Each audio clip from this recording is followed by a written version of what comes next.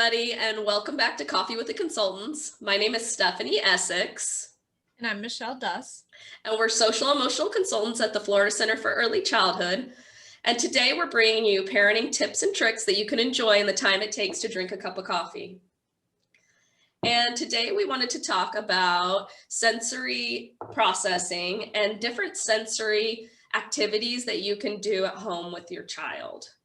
And we really have had a lot of questions lately about sensory, and we've had a lot of parents come to us like wanting to know different activities. And so we thought this was a good opportunity to share it with everybody. And I think doing sensory activities with your children is really important. And it also is really great in regards to mindfulness as well. So really when you're doing a sensory activities, you're really also doing mindfulness, which is so helpful with calming and self-regulation. So a couple of the things that I suggest that I really like that I wanted to recommend to all the parents out there is having sensory bins. So like you can buy these little containers at the dollar store or at Walmart, and you can put in it a kinetic sand, Play-Doh, soap and water, which is really easy. You can do Orbeez. All of those things are really helpful with doing some sensory processing with your kids at home, sensory activities, especially in the afternoons or before bed. It really helps with that self-regulation and that calming so that they're ready to be restful in the evening. We're not jumping off couches or running around the room. So some of these really cool activities can be so beneficial for your child. Another one is I always recommend some type of movement, and it could be really calming movement, but we're still moving our joints and we're moving our bodies, which really helps with self-regulation. And there's a couple of cool books, which I've talked about before, but I wanted to bring them back. There's a Everyday Sensory Games here, and it's by Barbara Scher, and she's an occupational therapist. And she gives really cool basic sensory activities and games for your kids that are really easy to do at home. I mean, a lot of them, you could put a piece of tape on the floor and have your child walk along the tape or hop on each side. And those are movements that help with that sensory stimulation that helps with them to feel calm.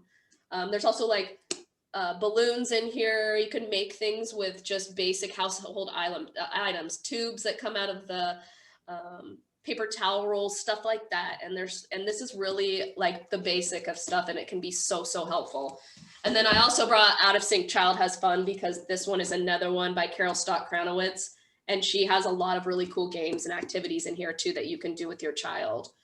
And you know, I've had a lot of parents ask questions about, you know, bedtime routines and things that can help their child with calming in the evenings.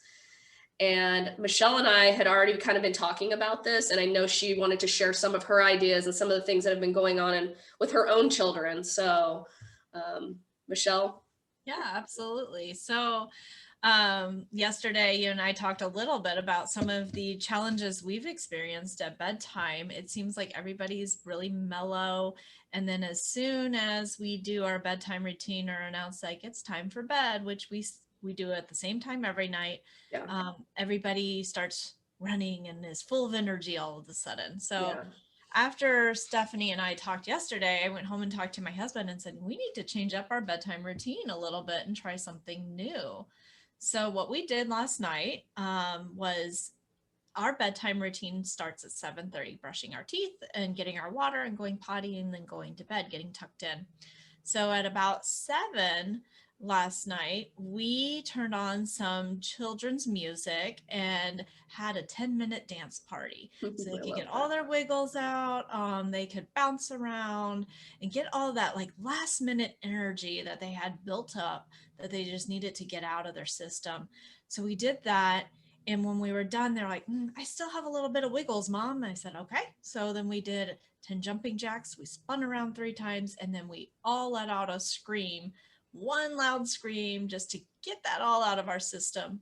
And we took a couple deep breaths together, and then we sat down on the couch before just running to the bathroom. We sat down on the couch, turned off the lights so that it was nice and relaxed. And we did a meditation, a quick little 4-minute meditation, and it helped us get those wiggles out and then helped us all connect and just kind of calm before we moved on to doing our brushing our teeth and getting our water and then getting into bed and being tucked in. And I'll tell you what, it changed our bedtime routine. It went so much smoother last night.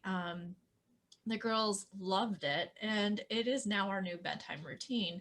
And I think that's sometimes things that we forget is at the end of the day that we might have that little extra ball of energy that's pent up that we need to get out. Right. And so allowing that opportunity and then bringing it back down. And there's certainly ways that we can do that with like what we did with the deep breaths and then doing the meditation. That's so easy. Absolutely. And a book that I just recently picked up and started using is Breathe Like a Bear. And it's got mindfulness and breathing activities by Kira Wiley. And it's something that you get off of Amazon or at a local bookstore. And it's got 30 mindful moments for the kids, breathing activities. And they're so quick and so simple and easy to do.